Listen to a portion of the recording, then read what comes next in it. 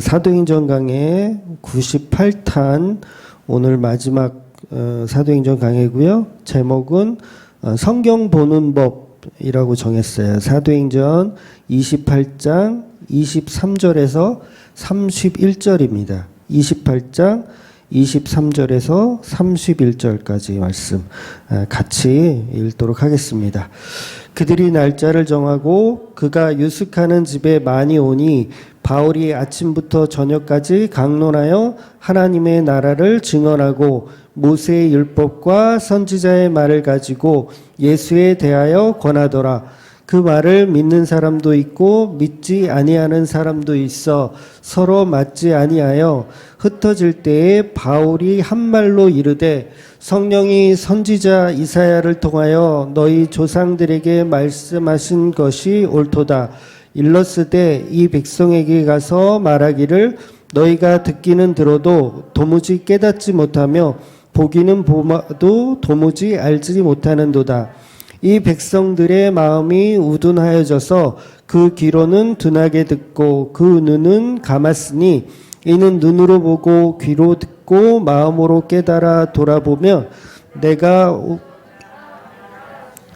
그런즉 하나님이 이 구원이 이방인에게로 보내어진 줄 알라. 그들은 그것을 들으리라 하더라. 바울이 온 이태를 자기 집에 머물면서 자기에게 오는 사람을 다 영접하고 하나님의 나라를 전파하여 주 예수 그리스도에 관한 모든 것을 담대하고 겁침없이 가르치더라. 아멘. 네, 드디어 이제 사도행전의 최종 막바지에 왔습니다. 사도행전 마지막 본문의 내용은 바울이 이제 첫 사경회를 로마에서 첫 사경회를 하는 내용입니다. 그런데 이 사경회가 얼마나 길게 하는지 아침부터 저녁까지 강론했다고 본문이 말하고 있습니다. 그러니까 기독교를 잘 모르는 유대인들이죠. 지금 이 로마에 있는 유대인들은 기독교를 잘 모르는 유대인들에게 말씀을 들으러 왔기 때문에 말씀을 전하는데 한 30분 정도짜리 설교로는 사실 불가능하겠죠. 그런 짧은 시간으로 복음을 설명하기에는 턱없이 부족할 겁니다. 그래서 하루 종일 아침부터 저녁까지 설명해도 부족했을 거라는 거죠. 그래서 지금이야 이제 저도 그렇죠. 저도 이제 지금이야 유튜브가 있기 때문에 그냥 유튜브 설교를 들어보라고 이렇게 얘기하지 앉혀놓고 막 아침부터 저녁까지 말씀을 이렇게 전할 수는 없잖아요.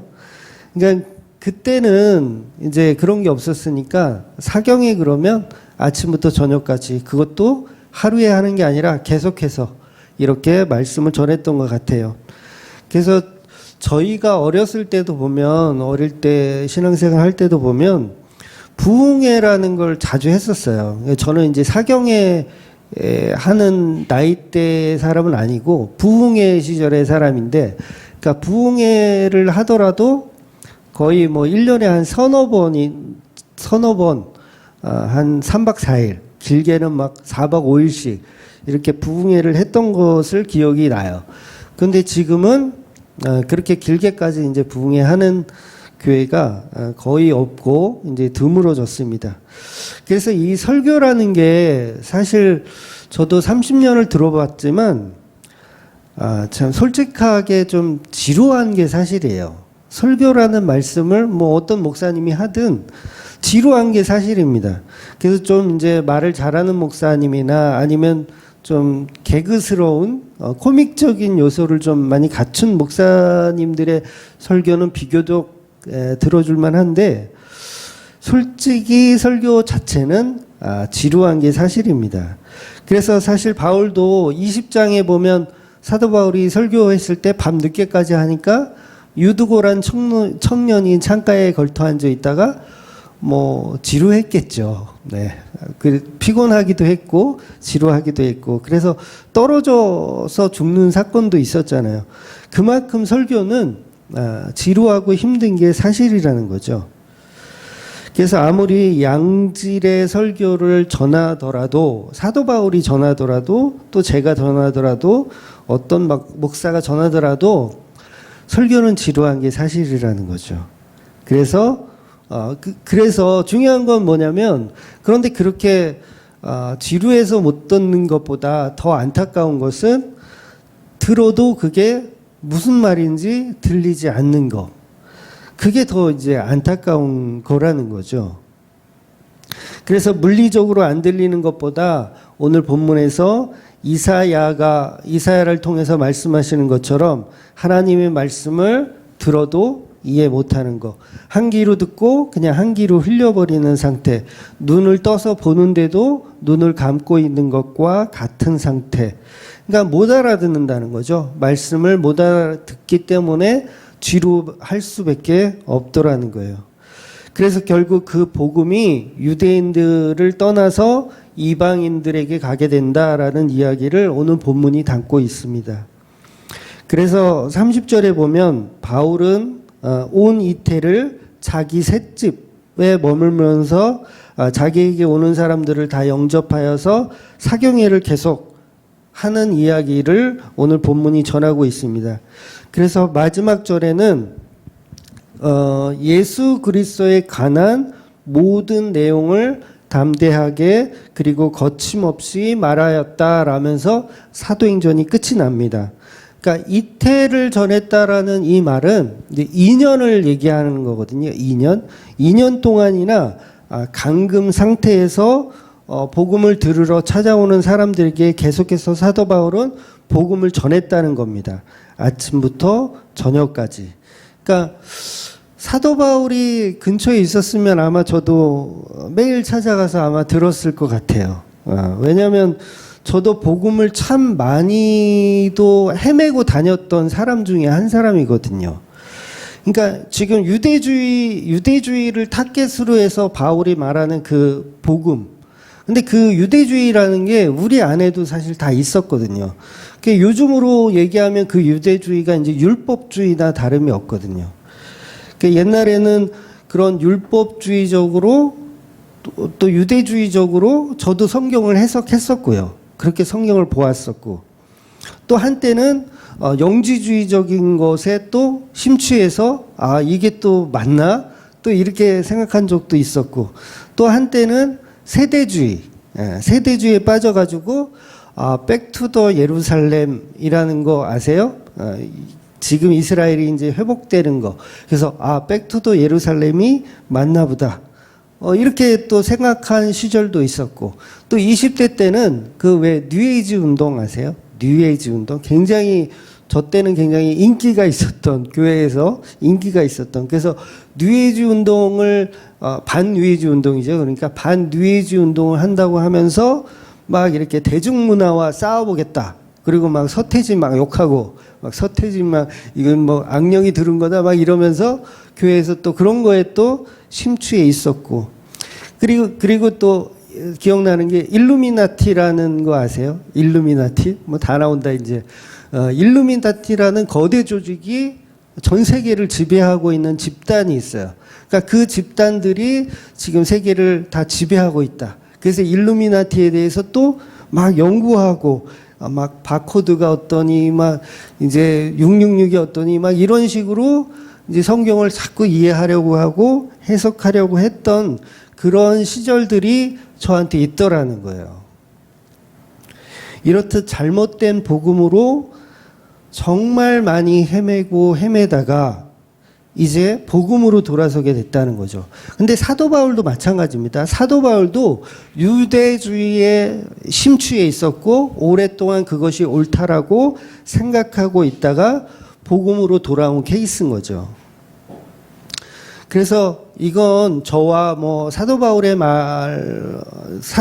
경우만이 아니고 아마 여기 주맘교회를 아마 찾아오신 분들도 대부분 그러실 거예요. 대부분 복음 아닌 것들에 심취해 있다가 막 그것이 옳다라고 생각해서 막 열심히 신앙생활 하시다가 내가 잘못 가고 있었구나. 내가 잘못된 길을 복음이라고 생각하고 있었구나. 그리고 돌아오신 분들이 아마 많이 있을 겁니다. 그래서 율법주의에 사로잡혀 있으셨던 분, 세대주의에 사로잡혀 있었던 분, 뭐 여러 가지 뭐 모습은 다르지만 우리가 너무 많이 헤매고 다녔었다라는 거죠. 이렇게 바울과 저와 여러분이 십자가 복음과 다른 길로 있었고, 그래서 쉼없이 달려가다가 이제 되돌아오려고 하니까 이게 30분짜리 설교로 되겠냐는 거죠. 절대 될 수가 없다라는 거예요. 그래서 아침부터 저녁까지 계속 사도 바울의 복음을 듣는 사람들이 있었던 겁니다. 그래서 사도 바울도 아마 똑같은 내용의 설교들을 반복적으로 계속 설교했을 것 같아요. 매번 오는 사람들이 바뀌기 때문에 동일한 이야기를 계속 지겹게 복음을 설명했을 겁니다. 그래서 이렇게 사도 바울은 로마 감옥에서 2년 동안이나 사경회를 계속해서 하는 겁니다. 그리고 이제 그 사도행전의 결론에 오늘 이제 도달하게 되었어요. 그래서 최종 결론, 사도행전의 최종 결론, 이게 뭐냐면 그동안 이제 계속 제가 몇 번 말씀을 드렸지만 최종 결론이 이겁니다. 모든 구약의 성경을 가지고 누구를 증거한다고요? 예수 그리스도를 증거하는 거. 이게 사도행전의 결론이라는 거죠. 그러니까 그것이 성령에 사로잡힌 전도자의 모습이라는 거예요. 그러니까 사도행전에 이 지금 결론을 내는 사람이 전도자의 모습이고 그 사람들이 하나님의 나라를 살고 있는 사람들인 거죠. 그러니까 제가 아까 열거했었던 뭐 유대주의나 율법주의나 기복주의나 세대주의나 뭐 일루미나티나 뭐 뉴에이지 운동이나 이런 모든 것을 종합해 봤을 때 거기에 십자가가 있었냐는 거죠. 거기서 예수 그리스도를 전하는 게 있었냐는 거죠. 보니까 없더라는 거예요. 다 엉뚱한 것을 계속 헤매고 있더라는 거죠. 그래서 오늘 말씀의 최종 결론처럼 모든 성경을 가지고 예수 그리스도를 증거하지 못하면 그건 다 잘못된 길이었다라는 거예요. 그렇다면 저와 여러분도 성경을 볼 때 이 부분을 기억해야 된다는 것이죠. 그래서 제가 오늘 본문의 제목을 여러 차례 사실 바꿨거든요. 그래서 최종적으로 그냥 성경 보는 법, 성경 보는 법 이렇게 제목을 정했어요. 그러니까 어떤 선지자의 말이든 뭐 신약의 어떤 얘기든 상관없이 전부 예수 그리스도를 증거하는 책으로 보아야 한다는 거죠. 그러니까 이것이 성경을 제대로 보는 법이에요. 성경을 보면서 예수 그리스도를 찾아가는 거예요. 예수 그리스도를 찾아가는 거. 너무 쉽죠. 성경 보면서 예수 그리스도를 찾아가는 거. 근데 우리가 성경 보면서 뭘 찾아요? 나를 찾죠. 나의 행복, 나의 구원, 막 그런 걸 찾잖아요. 그러니까 그게 잘못 찾고 있는 거죠. 잘못 찾고 있는 거. 그러니까 여전히 다른 주의에 빠져 있는 거와 동일하다는 거죠. 그래서 최종 결론은 모든 성경을 가지고 예수가 그리스도다. 예수님이 그리스도다. 이 결론이 나야 한다는 거죠. 즉 예수님을 증거한다는 이 말이 무슨 말이냐면 마치 핵폭탄이 터지듯이, 그러니까 아주 거대한 어떤 복음이 폭발해서 점점 커져가다가 점점 작아지는 거. 지난주에 제가 설명드렸잖아요. 내 시작은 창대하였으나 내 나중은 힘이 미약하리라. 이렇게 되는 거. 즉 우리는 이제 그 말씀을 이제 반대로 이제 이해하고 그 반대의 말이 맞다라고 주장을 하죠. 근데 이 개념이 뭐냐면 우리는 사도행전을 처음 접하게 되면 어떤 생각을 갖고 있냐면 사도들의 활약상을 기대해요. 그러니까 사도들이 얼마나 대단한 업적을 하고 어떤 큰 일을 할까, 이렇게 우리가 사도행전 1장에 시작하면서 그런 마음을 품고 사도행전을 읽기 시작하더라는 거예요. 그래서 실제로 1장, 2장 이렇게 보면 사도들의 활약상이 나와요. 진짜 베드로가 막 설교하면 막 3,000명이 막 회개하고 막 5,000명이 회개하고 이런 역사들이 나와서 엄청난 시너지 효과가 있을 것 같아요. 그래서 그게 점점 커질 것 같은데 갈수록 미약해지더라는 거예요. 이 말은 사도행전은 무엇을 이루어가는 책이 아니라는 말이에요. 무엇을 이루어가는 거. 그러니까 우리가 주맘교회가 있으면 이 주맘교회가 무엇을 이루어가는 존재가 아니라는 얘기예요. 그러면 뭐 하려고 이 교회가 있는 거냐? 뭐 하려고 있는 거냐? 이미 있는 어떤 폭발, 거대한 폭발을 그대로 그냥 증거하는 것 뿐이죠. 이 개념을 이해하세요? 그러니까 어떤 시너지 효과가 있었으면 그 효과를 계속해서 만들어가는 게 아니라 더 크게 만드는 게 아니라 이미 있었던 것을 그대로 그냥 전하기만 하면 된다라는 거죠. 즉 성령님도 작은 점에서 출발해서 창대한 복음으로 가시는 것이 아니고 이미 창대한 결론을 가지고 점점 약해지는 모습으로 표현하시는 거예요. 그 성령님도요, 성령님의 일하심이 점점 약해지는 거 보시잖아요. 사도행전을 보면 성령님 막 방언을 터지게 해서 사람들이 막 놀래고 각 나라 백성이 다 와서 보는데 막 이렇게 놀래는데 갈수록 성령의 일하심이 둔화됨을 느끼죠. 사도행전에 보면 계속 그 둔화됨을 느껴요. 이게 왜 그러냐? 일부러 이렇게 표현하고 있더라는 거예요.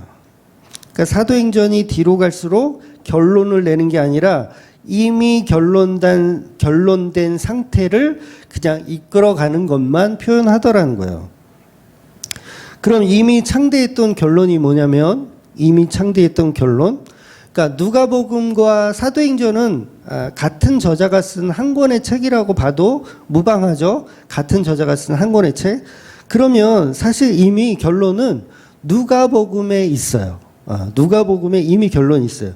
그 결론이 뭐냐면 바로 십자가 사건이라는 거죠. 십자가 사건.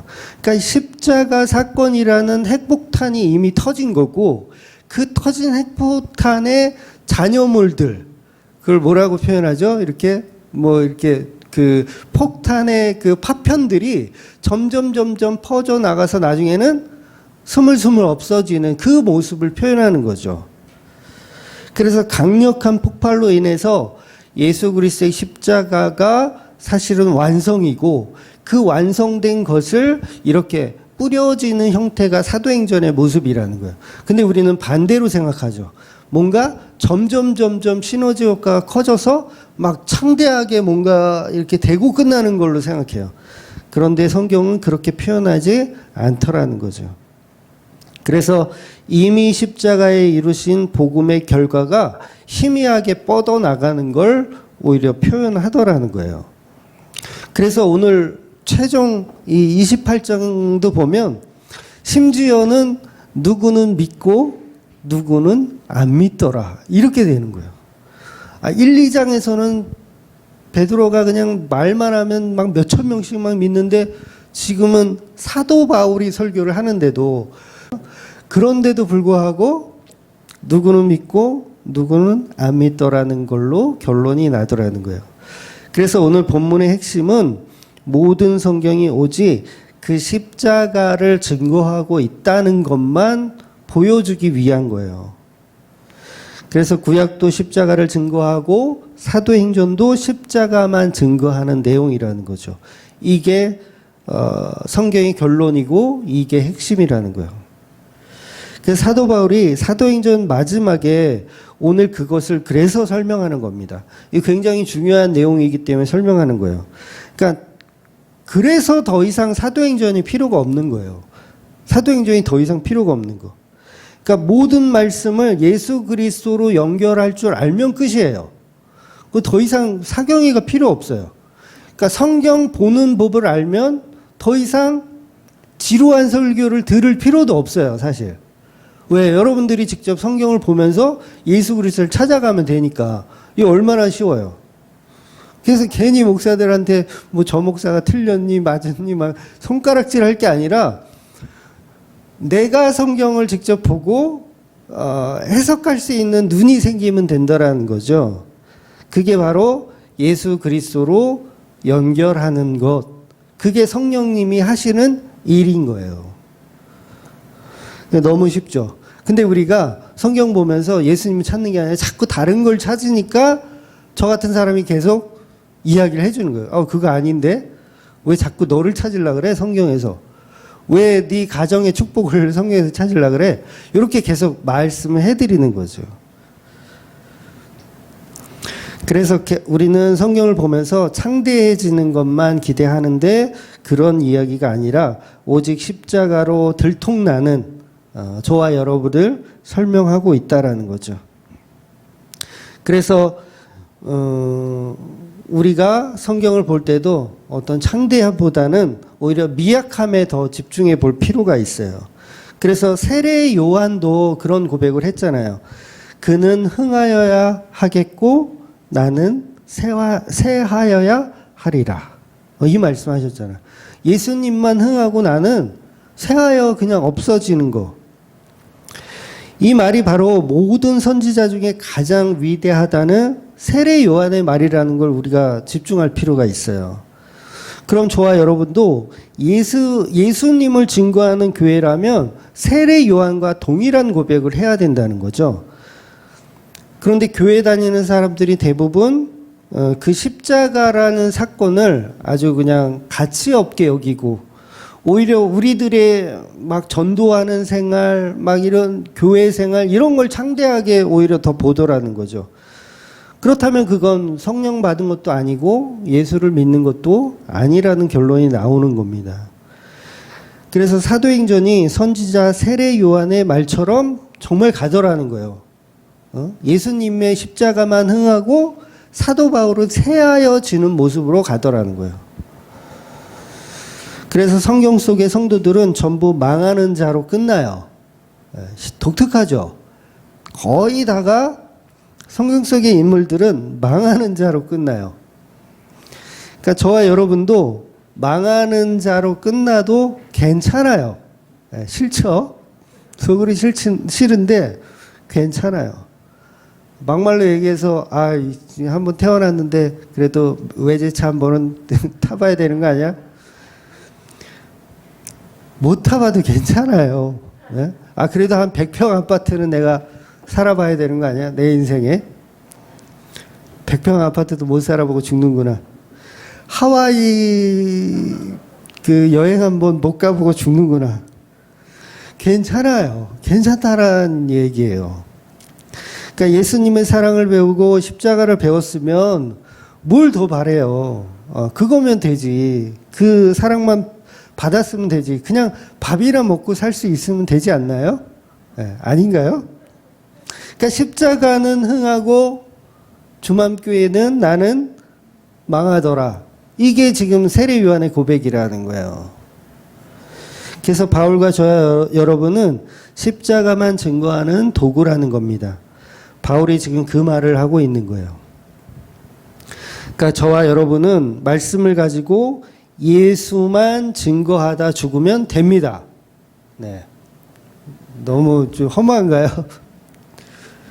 그래서 모든 성경을 가지고 창세기를 가지고 예수를 증거하면 되고요. 출애굽기를 가지고 예수님을 증거하면 되고 십계명을 보면서 예수님을 증거하면 되고 산상수훈을 보면서 예수님을 증거하면 되고 근데 전부 산상수훈을 읽으면서 복 받는 비결을 막 찾죠. 인간들은. 그건 성도가 아니라는 거예요. 그러니까 모든 성경을 가지고 예수 그리스도로 전하는 것이 바로 사도 바울이고 그 사도 바울의 모습이 바로 교회라는 거죠. 요한복음 6장 29절 보겠습니다. 요한복음 6장 29절. 예수께서 대답하여 이르시되 하나님께서 보내신 이를 믿는 것이 하나님의 일이니라 하시니라. 요한복음 14장 12절. 내가 진실로 진실로 너희에게 이르노니 나를 믿는 자는 내가 하는 일을 그도 할 것이요 또한 그보다 큰 일도 하리니 이는 내가 아버지께로 감이라.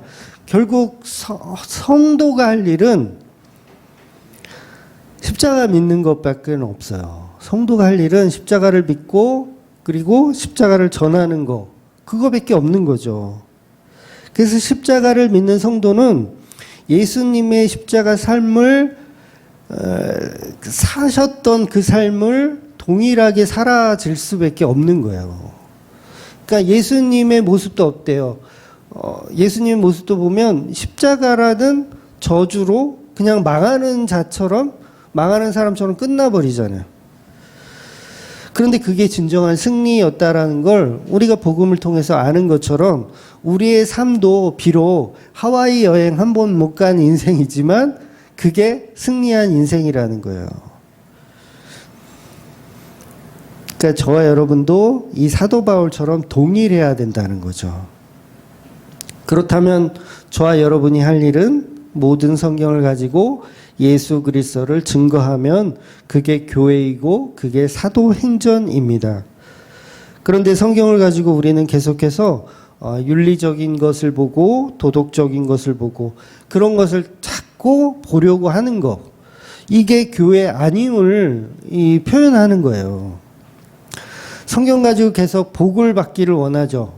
그리고 그걸 실제로 가르치잖아요. 교회에서 복 받는 법을 계속 가르쳐요. 어떻게 하면 복을 받는지. 심지어는 어느 그 단체에서는 헌금하는 법, 어떻게 해야 복을 받는지, 어떻게 헌금을 해야 복을 받는지, 뭐 이런 세미나 같은 것도 하더라는 거예요. 그러니까 성경을 가지고 다른 걸 자꾸 찾더라는 거죠. 성경 가지고 읽으면서 나의 비전을 꿈꾸고 긍정의 삶을 얘기하고 이 세상을 정복하여 승리하는 법을 가르치고, 그게 뭐예요? 다 잘못된 길을 가고 있는 거예요. 물론 예수님의 복음을 바르게 가르치면 복받는 현상이 일어나는 게 사실이에요. 물론 그 복의 개념은 우리가 서로 다르지만 우리가 좋아하는 복이 아니라 하나님이 좋아하는 복을 우리에게 주세요. 복을 받는 건 맞아요. 그러니까 우리가 신앙생활을 잘하면 복을 받는데 그 복은 내가 좋아하는 복이 아니라 하나님이 볼 때 너에게 필요한 복을 주신다는 거예요. 그게 하나님 나라를 사는 거죠. 그래서 십자가 복음을 바로 알면 그 자체가 복입니다. 그 자체가 무엇도 부럽지 않은 복이 돼요. 외제차 타는 사람 저 안 부럽습니다. 네, 거짓말 아니고요. 안 부러워요. 그게 뭘 부러워요. 그러니까 이런 놀라운 일이, 놀라운 거예요, 이거? 아닌가요? 놀라운 일이 일어나더라는 거예요. 그래서 반드시 예수님의 십자가라는 내용을 거쳐서 성경을 봐야 성경이 이해되고 그 말씀이 진정한 나에게 복을 주는 말씀이 되더라는 거예요. 그래서 자기 부인을 할 수 있고 그 자기 부인을 통해서 더 큰 긍정의 삶을 살 수 있게 되더라는 거죠. 그래서 우리가 누군가를 사랑하게 되면 다 한 번쯤은 사랑을 해보셨죠. 예. 지금은 아니더라도 한 번쯤은 다 사랑을 해보셨죠. 그럼 사랑을 하게 되면 이 뇌에서 어떤 호르몬 같은 게 나온다고 하잖아요. 호르몬이 무슨 뭐 도파민도 나오고 뭐 엔돌핀도 나오고 이런 물질들이 이렇게 사랑하는 사람이 있으면 그 사람을 사랑하면서 막 이렇게 만들어진대요. 그러면 어떤 걸 느껴요? 그게 도파민과 엔돌핀이 막 만들어지면 행복감을 느끼죠. 안정감을 느끼고 막 기분이 좋아지고 막 그렇게 돼요. 사랑을 안 해보셨나? 그런데 사랑하는 대상 없이도 그런 어떤 감정을 느끼게 하는 방법이 있어요. 그 방법은 뭐냐면 그냥 그 약물을 주사하는 거죠. 우리 몸에 약물을 주사하는 거. 그걸 이제 보통 마약이라 그러잖아요. 마약. 내가 정말 사랑하는 사람이 있을 때 그 사람을 사랑해서 막 행복감이 막 이렇게 오는데 이 사람은 그 상대가 없는 상태에서 그냥 약을 먹고 뭐 여러 가지 마약을 통해서 그 감정을 느끼는 거예요. 그냥 사랑하는 감정을. 그러니까 저와 여러분도 예수님을 정말 사랑하고 믿어서 내가 행복하고 막 기쁨을 이렇게 누리는 게 아니라 사랑하는 감정이 있는데 그게 예수님이 아닌 다른 대상을 통해서 사랑하는 감정을 느낄 수도 있다라는 거예요. 교회에서도. 그러니까 교회를 다니면 내가 예수님 때문에 행복해가지고 도파민이 막 나오고 이게 분비돼가지고 예수님 사랑해서 행복해지면 이게 정상적인 건데, 교회를 다니는데 예수가 없이 행복감을 느끼는 사람들이 있더라는 거예요. 그걸 뭐라 그러냐면 그걸 종교라는 거예요. 종교. 그러니까 종교를 통해서 그걸 마치 마약을 먹듯이, 종교를 통해서 마약을 먹듯이 행복감을 느끼는 사람들이 실제로 있어요, 없어요? 실제로 있더라는 거예요. 그러니까 종교를 통해서 마약을 먹는 거랑 동일하죠. 그 칼 마르크스가 그 얘기 했잖아요. 종교는 인민의 아편이다. 그 말 맞아요? 틀려요? 그 말 맞아요. 종교는 마약이에요, 마약. 그러니까 예수님 때문에 예수님을 사랑해서 내가 행복감을 느끼는 게 아니라 종교라는 이름으로 교회 다니면서 행복한 거예요. 내가 헌금하고 주일 예배 드리고 막 기도원 가서 기도하고 막 행복해. 그런 경험 있지 않나요? 엄청 행복해요. 뿌듯하고 기도원 가서 한 3박 4일 기도 빡세게 해서 목이 할렐루야 이렇게 걸걸하게 쉬어갖고 나오면 막 행복해. 뭔가 될 것 같고. 이게 뭐예요? 이게 마약이에요. 마약. 종교 마약. 근데 여기에 수많은 교인들이 빠져 있어요. 그러니까 이 마르크스가 얘기한 것처럼 인민의 아편, 종교는 인민의 아편, 이게 사실이라는 거죠. 실제로 많은 사람들이 그러고 있고요. 그러니까 절에 다니는 사람들한테 물어보세요. 절에 갔다 오면 어떤 마음이 드냐 그러면 행복하다고, 편안하다고, 평안하다고. 그럼 왜 그렇게 거기 가서 불쌍해 이렇게 빌고 막 돈 바치고 왜 하냐고. 내 마음이 편하니까. 난 이게 행복하다. 그게 지금 뭐예요? 마약이에요. 그게 마약. 마약에 취해 있는 거죠. 교회 다니는 사람도 똑같아요. 예, 종교라든 마약에 빠져서 신앙생활을 하면서 행복감을 느끼는 거죠. 그러니까 예수님은 없는데 예수님을 정말 사랑해서 행복감을 느끼는 게 아니라 성경을 통해서 나를 발견하는 거죠. 계속 나의 행복함을 추구해 나가는 거. 그래서 이거는 정말 아편과 다르지 않아요. 희로뽕, 마약 전혀 다르지 않아요. 물론 이단들하고 이렇게 상담을 해보시면 그게 금방 확연히 드러나요. 그러니까 전에도 몇 번 제가 신천지에 빠져 있는 분하고 몇 번 이렇게 상담을 해본 적이 있어요. 뭐 한 명은 아니고 여러 분을 이렇게 상담을 해본 적이 있는데 자기는 14만 4천 명 안에 들었대요. 들어가지고 얼마나 행복해 하는지 몰라요.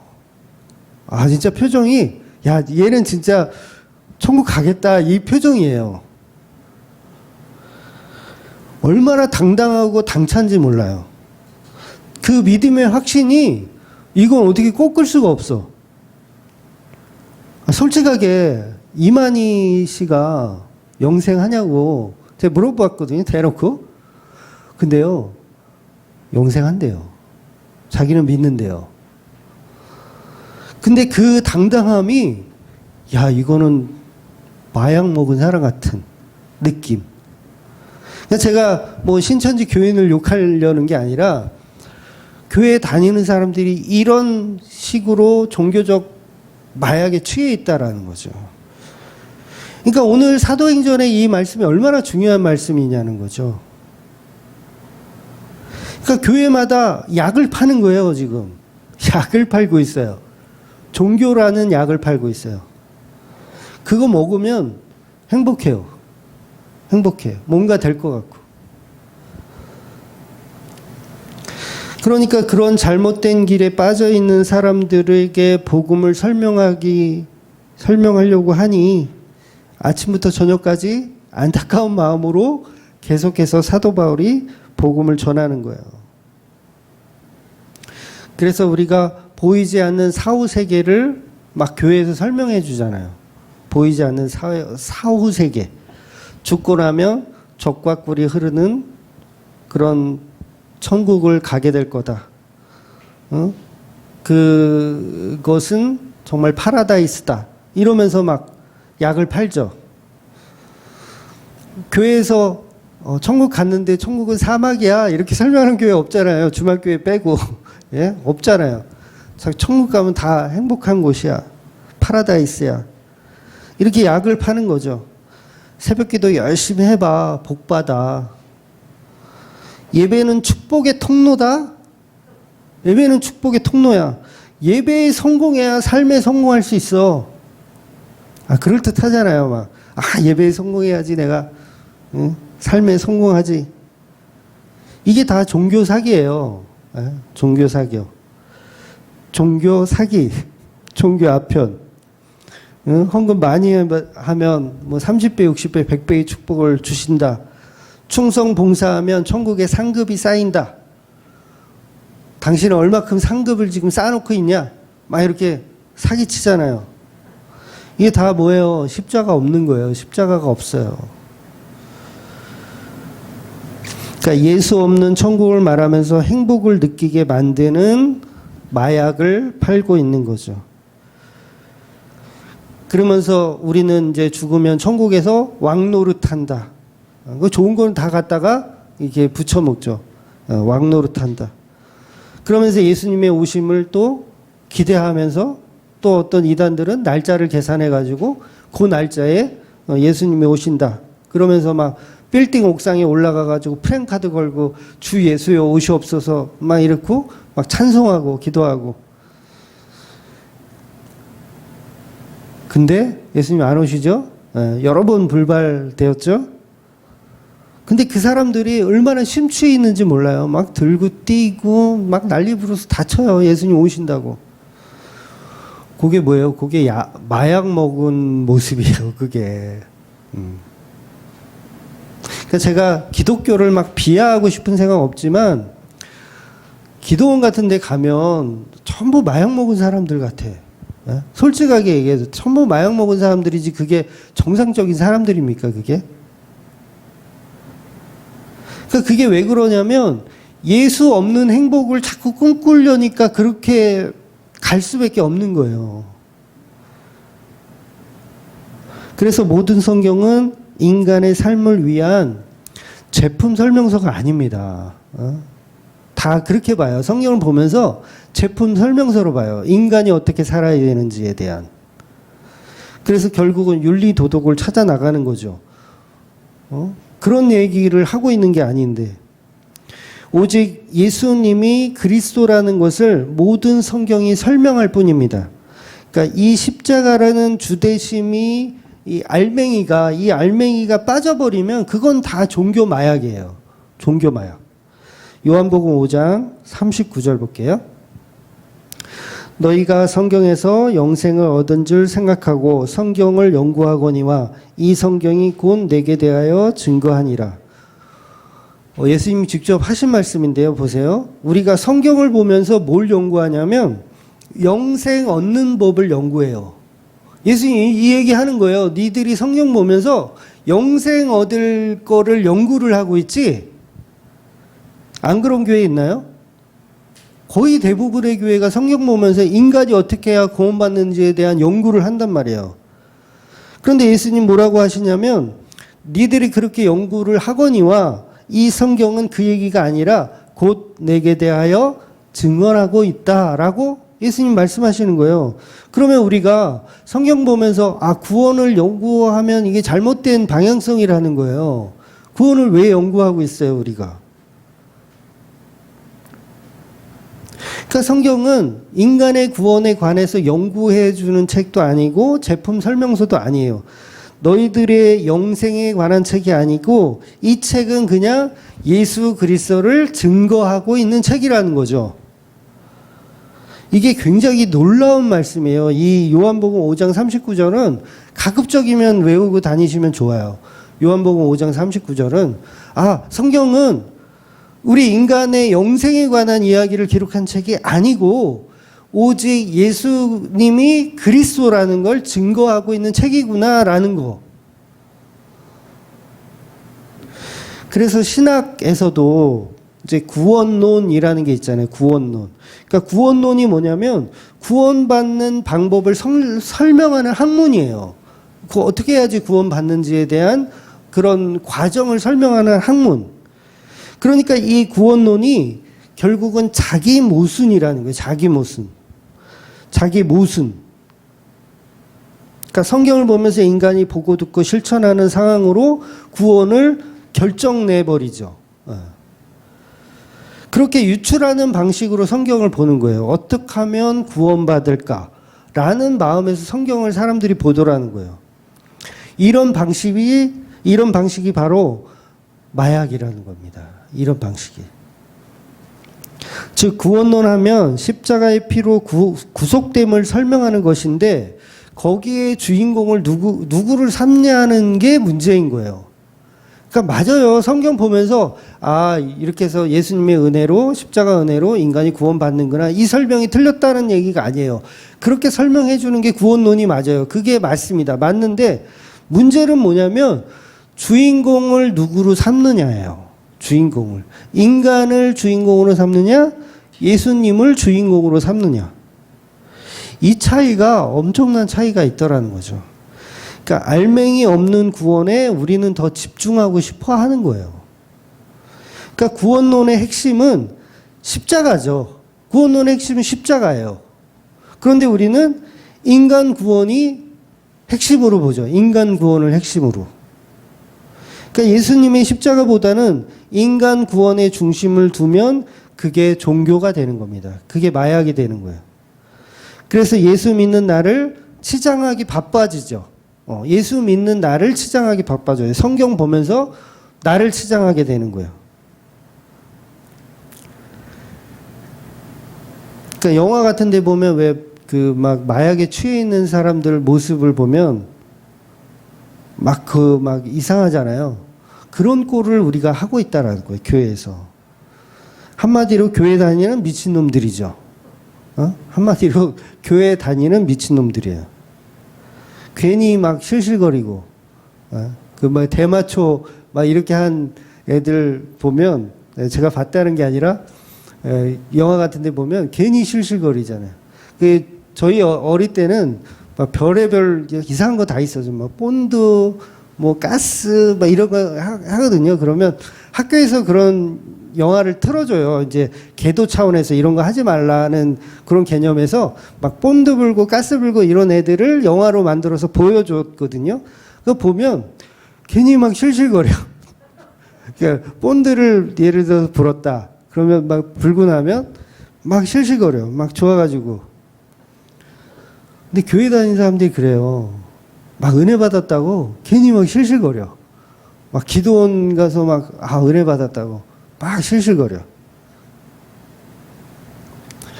나 방언 못했었는데 요번에 방언 받았다고 막 실실거려. 그게 사기치는 거거든요. 본인이 본인에게 사기치는 거예요. 물론 그 사람들이 알고 그러는 건 아니죠. 모르고 그러는 거예요. 모르고 그러는 거. 그러니까 이게 왜 그러냐면 주인공을 나에게 둬서 그래요. 주인공을. 성경 보면서 주인공을 나에게 두는 거예요. 성경의 주인공은 예수님인데 나를 주인공으로 보기 때문에 뽕 맞은 사람처럼 기도하고 나면 괜히 실실거리는 거예요. 근데 처음부터 끝까지 성경은 예수님에 관하여 기록하고 증거하는 책이라는 말씀입니다. 더 나아가서는 예수님이 만유의 주 되심을 표현하는 책이라는 거죠. 인간이 천국 가는 거를 막 이렇게 표현하는 게 아니라 예수 그리스도가 왕이다. 예수 그리스도가 메시아다. 예수 그리스도만이 만유의 주 되신 분이다. 요거를 설명하는 책이라는 거죠. 그러면 우리가 성경을 통해서 우리가 뭘 해야 되냐면 나를 찾는 것이 아니라 그 성경을 통해서 예수님을 찾아야 되는 거죠. 예수님을 찾아야 되고 예수님의 사랑을 찾아야 되고 예수님의 십자가의 은혜를 찾아야 되죠. 그렇게 예수님을 찾아가면 우리 머릿속에 막 그 도파민, 엔돌핀 이렇게 생겨서 정상적인 행복을 느껴야 된다는 거예요. 그런데 성경을 통해서 예수님을 찾아서 행복감을 느끼는 게 아니라 성경을 통해서 나를 찾아가서 나에 대한 행복감으로 결론 내잖아요. 이게 뽕 맞은 거죠. 이게 뽕 맞은 거죠.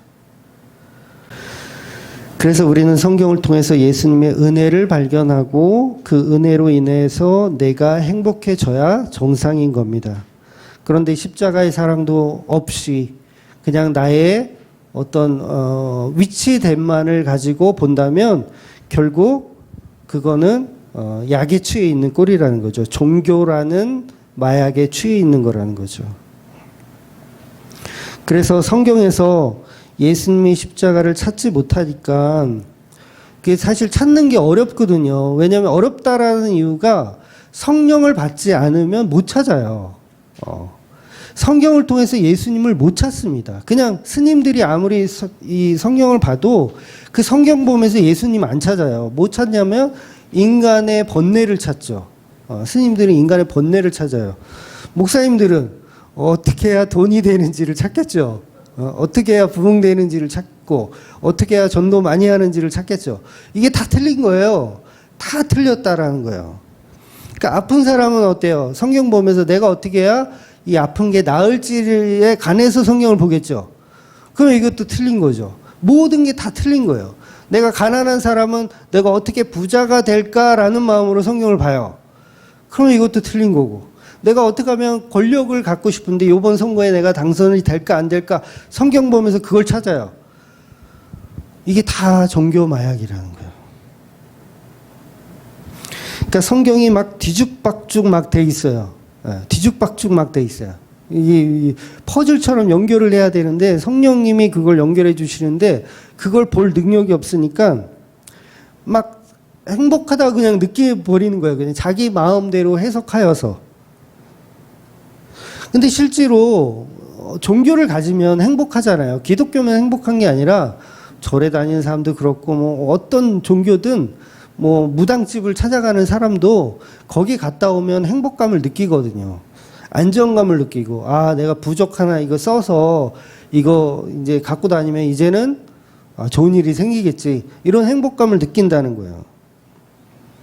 그러니까 결국은 이게 다 종교적 마약이고 그 플래시보 효과 그거 아시죠?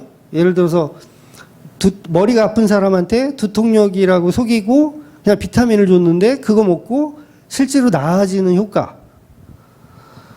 그러니까 종교도 똑같다라는 거예요. 종교가 그거 하는 거예요. 플래시보 효과를 이용해서 사기치는 거예요. 그게. 실제로 교회를 다니고 나서 문제가 잘 풀리는 사람들이 있어요. 교회 다니기 전에는 사업이 잘 안 되고 그랬는데 교회 다니고 났더니 이상하게 잘 돼. 아, 하나님은 우리에게 그런 복을 주시다 하나님인가 보다. 이게 뭐예요? 점점 마약에 빠져드는 거예요. 그래서 오히려 교회 다니고 더 안 되는 게 은혜예요. 네. 그걸 몰라요, 사람들이. 교회 다니면 재수없다고 교회를 안 가. 사실은 그게 더 바르게 가는 케이스인데. 그래서 나의 행복을 찾아서 성경을 보면 그건 그냥 마약을 사먹는 꼴입니다. 예. 성도가 아니면서 성도인 척 행복감을 느끼는 것 뿐인 거죠. 그런 분들한테 기다리는 것은 죄송하지만 지옥밖에 없어요. 그러니까 마약하면 여러분 감옥 갑니다. 마약하지 마세요. 마약하면 감옥 가요. 본드 불고 가스 불고 그러면 여기 폐가 다 망가져요. 그러니까 교회들은 지금 계속해서 이 아편 전쟁, 종교적 아편 전쟁을 하고 있다고 해도 과언이 아니에요. 그러니까 성경에서 성공한 인물들을 끌어다가 자기를 투영하잖아요. 이게 마약 아니면 뭐예요, 이게? 그러니까 우리가 흔히 아는 요셉이라는 성경에 보면 그래도 제일 잘된 애가 잘된 분이 요셉이잖아요. 그러니까 요셉을 끌어다가 그 인물을 나에게 투영해. 내가 이제 요셉인 거야. 그래서 요셉은 얼마나 성실했냐, 얼마나 성실했냐고요. 형들한테 팔려가서 그 보디발 장군의 집에서도 얼마나 열심히 일했는지 집사직을 주고 총괄하는 그 역할까지 가잖아요. 그러면 이런 거 가지고 아, 나도 직장에서 이 요셉처럼 열심히 정말 해야 되겠다. 그러면 요셉에게 복을 주셨던 것처럼 나에게도 복을 주겠지라고 성경을 보는 거예요. 그리고 보디발 장군이 그 아내가 이제 유혹했을 때 이제 안 넘어가잖아요, 요셉이. 그러니까 나도 누가 나를 유혹했을 때 넘어가지 않으면 하나님이 나의 성실함을 보고 복을 내려주시겠지. 이런 식으로 성경을 가지고 나를 투영해서 보는 이 발상 자체가 이게 마약이라는 거예요. 근데 교회들이 이렇게 가르치잖아요. 마약 장사를 하는 거죠, 계속. 우리가 그동안 얼마나 많은 마약을 먹었는지 몰라요. 저도 많이 먹었어요. 네, 저 안 먹어서 이렇게 하는 얘기가 아니라요. 저도 많이 먹어봤어요. 네, 맛을 알아요. 네. 그러니까 저처럼 기도 많이 한 사람도 그 웬만하면 없을 거예요. 저도 기도원 참 자주 다녔어요. 혼자서도 막 다니고 막 며칠씩 이렇게 숙식하면서도 기도하고 막 목소리가 걸걸해지지 않으면 저는 웬만하면 목이 이렇게 잘 쉬진 않거든요. 근데 얼마나 기도를 잘하면 목이 다 쉬고. 그러니까 처음부터 끝까지 성경은 예수에 관한 이야기인데 전부 내 이야기인 줄 알더라는 거예요. 이 마약에 취한 이 바보들이. 로마서 1장 2절 볼게요. 이 복음은 하나님이 선지자들을 통하여 그의 아들에 관하여 성경에 미리 약속하신 것이라. 그러니까 로마서는 신약 성경입니다. 바울이 쓴 신약 성경. 이 신약 성경에서도 이 성경을 이해하는 방식을 이야기하는데 구약의 방식과 동일합니다. 선지자를 통하여서 그의 아들에 관해서 이야기했다라는 거예요. 그러면 구약에 나오는 모든 선지자들이 한 말은 다 내 얘기를 했다예요? 예레미야가 나에 대해서 얘기했나요? 요나가 나에 대해서 얘기했나요? 전부 예수님에 대해서 얘기했다라는 거예요. 그러니까 요셉은 누구 이야기를 했다라는 거예요? 예수님 이야기 했더라는 거예요. 근데 왜 우리가 거기를 괜히 끼어들어가지고 왜 거기에다 자기를 투영해가지고 왜 감옥에서 왜 성실하게 지낼 생각을 하세요? 그러니까 성경이 말하고 싶은 건 예수에 관해서만 설명하더라는 거예요. 그래서 그 예수님을 발견할 때만 우리가 진정한 행복을 느끼더라는 거죠. 그래서 성경을 통해서 그 십자가 지신 예수를 발견하지 못하면 다 성경을 아예 안 보는 게 나은 거예요. 아예 안 읽는 게 나은 거예요. 그러니까 요셉 보면서 나를 투영하려면 그 성경을 뭐하러 읽어요? 차라리 삼국지를 읽지. 유비는 나 같아. 나는 유비처럼 이렇게 좀 멋진 사람이 될 거야. 그러려면 성경을 왜 읽어요? 삼국지를 읽지. 그러니까 성경 전체는 예수님을 말하고 있는데 우리는 전부 나를 착각하더라는 거예요. 나의 이야기로. 그래서 성경 읽는 사람들이 전부 그런 얘기 하잖아요. 성경 읽는 사람들이 이 성경은 하나님이 나에게 주신 말씀이야. 물론 그런 말을 하지 말라는 얘기 아니에요. 뭐 결론적으로 보면 그 말도 틀린 말은 아니지만 지금 오늘 본문에 비추어 보자면 그 말은 잘못된 이야기라는 거예요. 성경은 나에게 주신 말씀인 건 맞지만 나를 주인공으로 주신 말씀은 아니라는 거죠. 그러면서 우리가 선구영신 예배 때 우리가 말씀 카드 뽑잖아요. 말씀 카드 뽑으면서 1년 동안 하나님이 나에게 주신 말씀. 그러면서 막 이렇게 말씀 카드 뽑잖아요. 근데 그 뽑은 말씀 카드는 누구에 관한 이야기라고요? 예수 그리스도에 관한 이야기라는 거예요. 근데 이게 왜 나에게 주신 말씀이라고 사기를 쳐요? 예수님에 관한 이야기를 기록한 걸 내가 뽑아가지고 나에게 주신 말씀이라고 하잖아요. 이걸 마약이라고 한다고요. 마약. 방향성을 잃어버린. 그러니까 말씀 카드를 뽑더라도 말씀 카드를 뽑았어요. 그러면 거기에 무슨 말씀이 있던지, 아, 이거 예수님에 관한 이야기구나. 아, 나도 예수님을 이렇게 한번 알아봐야겠다. 이렇게 받아들이면 되는데, 이거는 무슨 무당집에 가서 점치듯이, 운세 보듯이, 야, 이 운세가 올 한 해도 나에게 이 운세가 있구나. 들어가도 나가도 복을 받고, 떡반죽 그릇이, 아, 이 말씀이 내게 주신 말씀이다. 아니, 그런 얘기가 아니라, 들어가도 나가도 복을 받는 분은 예수님에 관한 이야기를 썼다고요. 그럼 우리가 그렇게 봐야 되잖아요. 근데 그렇게 안 보더라는 거예요. 그래서 모든 성경의 본질을 지금 사도 바울이 예수님으로 설명하고 있는 거예요.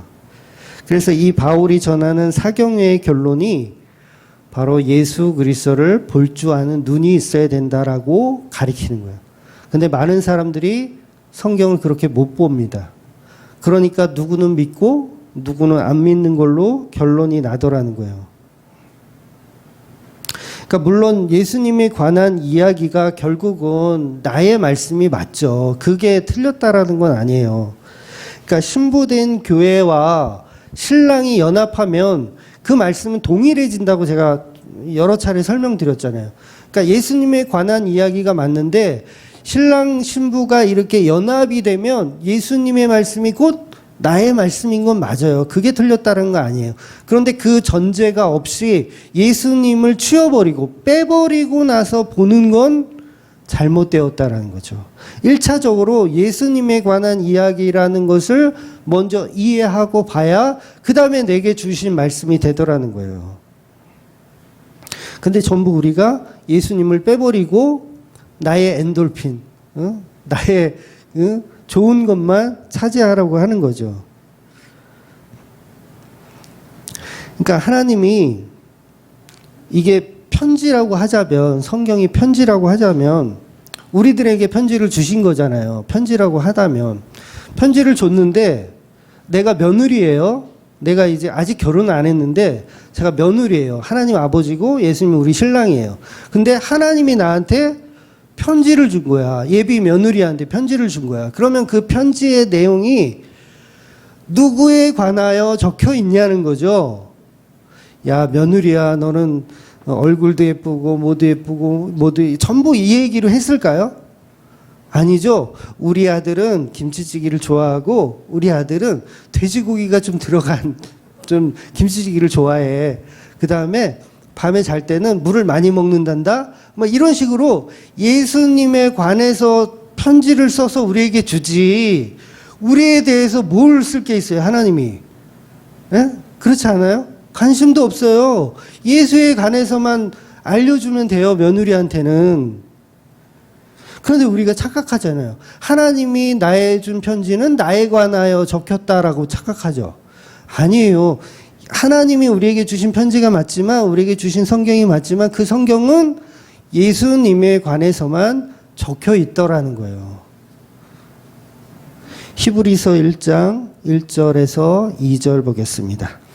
옛적의 선지자들을 통하여 여러 부분과 여러 모양으로 우리 조상들에게 말씀하신 하나님이 이 모든 날 마지막에는 아들을 통하여 우리에게 말씀하셨으니 이 아들을 만유의 상속자로 세우시고 또 그로 말미암아 모든 세계를 지으셨느니라. 아멘. 그러니까 그 아들이 만유의 주 되시다. 그 얘기가 하나님의 편지 안에 들어있다고요. 그러니까 하나님이 성경을 우리에게 편지로 주셨는데 그 편지의 내용은 뭐냐면 예수 그리스도가 만유의 주시다 라는 내용이 들어있다라는 거예요.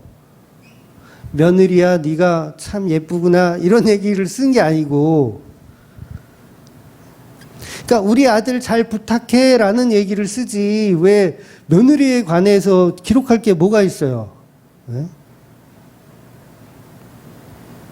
근데 우리가 성경 보면서 얼마나 많은 사기를 치는 거예요. 예수에 관한 이야기인데 나에 관한 이야기라고 사기를 치는 거예요. 그러니까 그 말씀이 나에 관한 말씀이 되려면 방법은 하나밖에 없어요. 우리가 십자가에 죽어야 돼요. 그래서 예수님과 연합이 돼야 그때 비로소 나에 관한 이야기가 되는 거예요. 근데 이런 과정 없이 그냥 성경을 무턱대고 나에게 주는 복으로 생각하죠.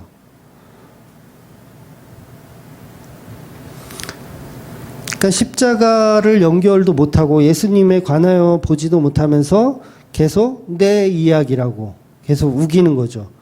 요걸 소경이라고 그러는 거예요. 눈은 떴지만 알아보지 못하고, 귀는 열려 있는데 한 귀로 듣고 그냥 한 귀로 흘리는 거죠.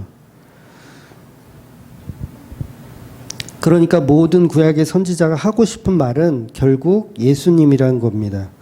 그런데 우리가 예수님의 자리에 나를 앉혀놓고 선지자의 말을 나를 위한 말로, 나에 관한 말로 사기를 치는 거죠. 그리고 그 말씀을 듣고 우리가 행복감을 느껴요. 잘못된 행복감.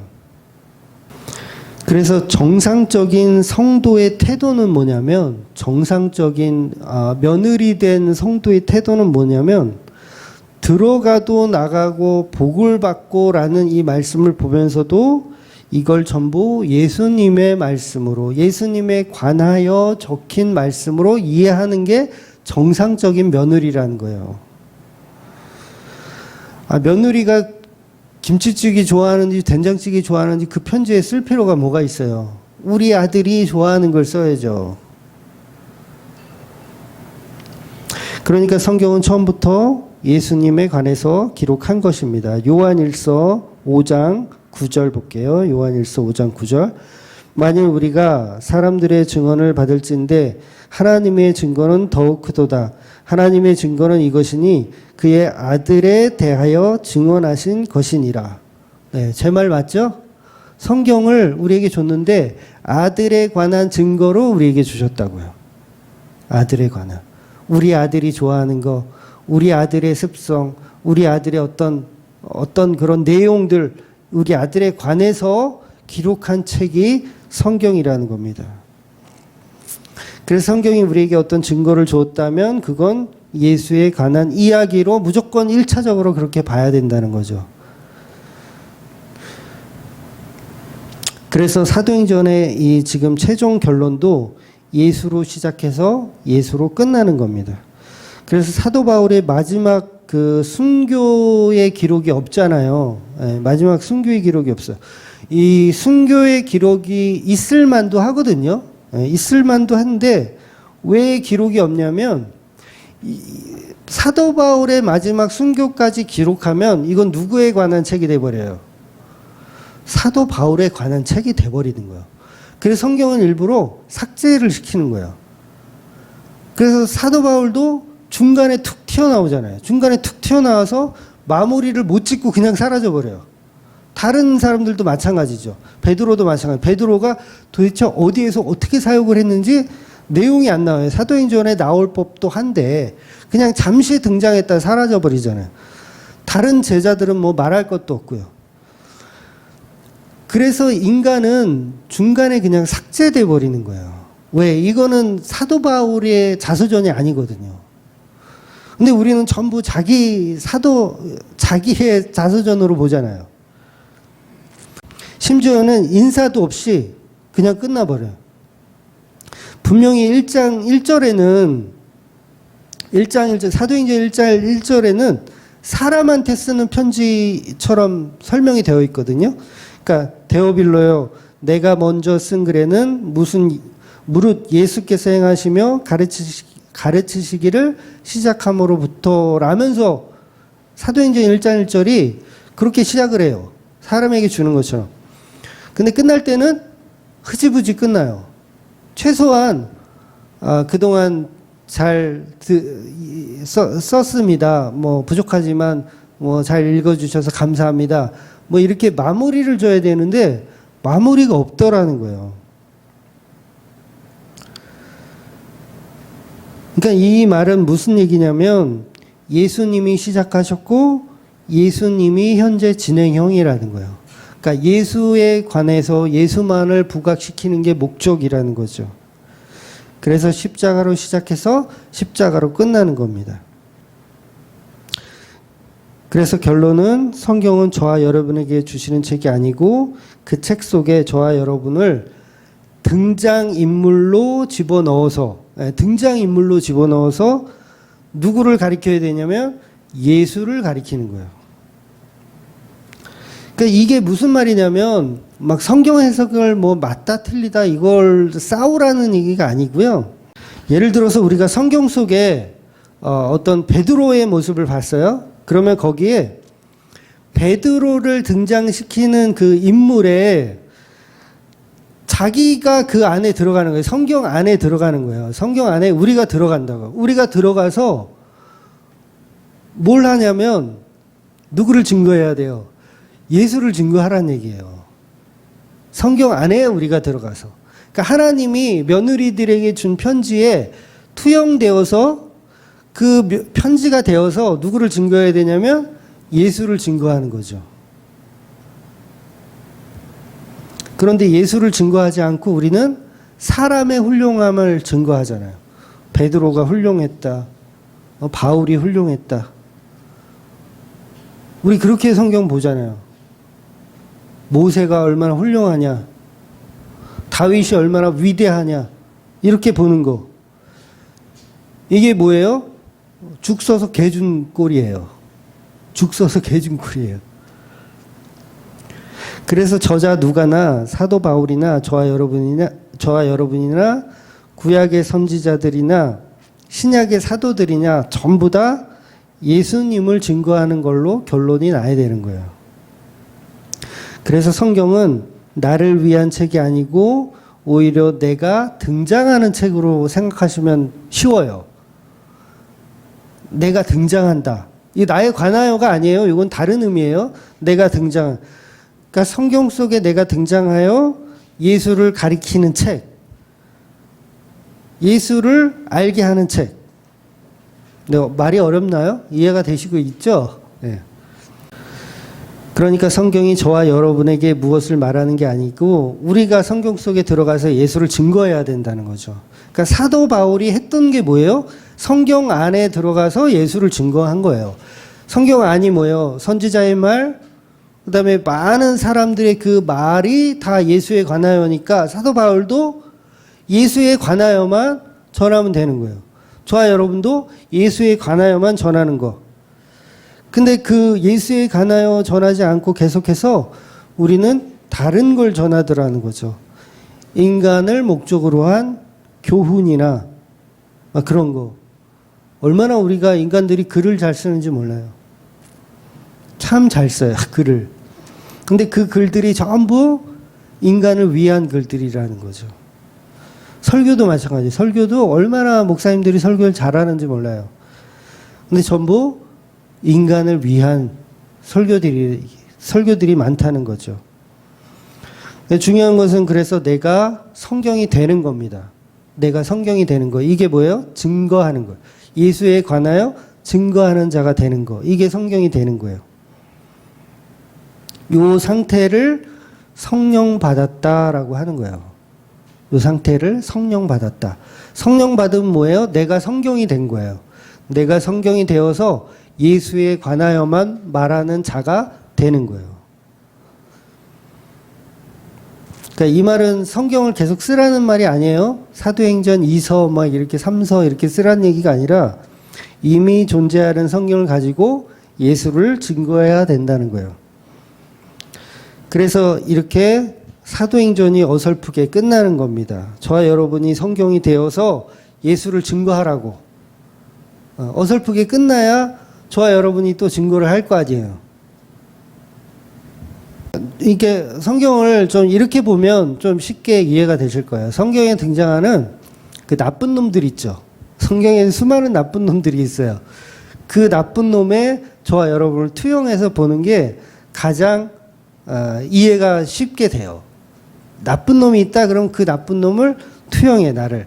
그래서 예수에 관해서 증거하면 돼요. 그래서 성경 속에 문둥병 걸린 사람이 누구냐면 나인 거예요. 성경에 나오는 나그네가 나인 거고. 하여튼간 성경에 나오는 뭐 안진뱅이, 뭐 하여튼간 가늠한 여인, 뭐 나쁜 거는 다 나라고 생각하면 돼. 그래서 내가 예수를 증거하면 되는 거예요. 근데 전부 좋은 거는 지들이 다 하려고 그러고, 나쁜 거는 저 다른 교회만 하려고 그러고, 이방인들 얘기하고. 그러니까 이 차이는 엄청난 큰 차이가 있습니다. 성경 보면서 나를 주인공으로 투영하지 마세요. 예수님이 주인공입니다. 예수님에 관하여만 증거하는 책. 이게 성경 보는 법이에요. 너무 쉽죠? 그래서 사도행전이 미완성의 책인 거예요. 미완성. 완전한 책이 아니에요. 완전한 완성은 이미 십자가에서 다 끝냈어요. 십자가에서 이미 끝낸 거를 가지고 이렇게 질질 끌고 있는 거예요. 질질 끌고 있는 거. 어떻게 보면 이 누가복음이 본문의 핵심을 다 다뤘고 사도행전은 어떻게 보면 에필로그예요. 에필로그. 왜 드라마 같은 거 끝날 때 보면은 한 1분 정도 에필로그 같은 거 나오잖아요. 건설적인 이야기가 아니에요. 그러니까 사도행전은 지난 2년 동안 열심히 들었는데 저와 여러분은 속은 거예요.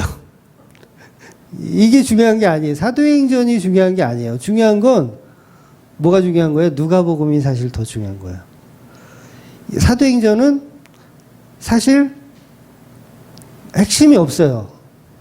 그냥 흩어지는 것 뿐이에요. 흩어져라. 그냥 흩어져서 복음 전해라.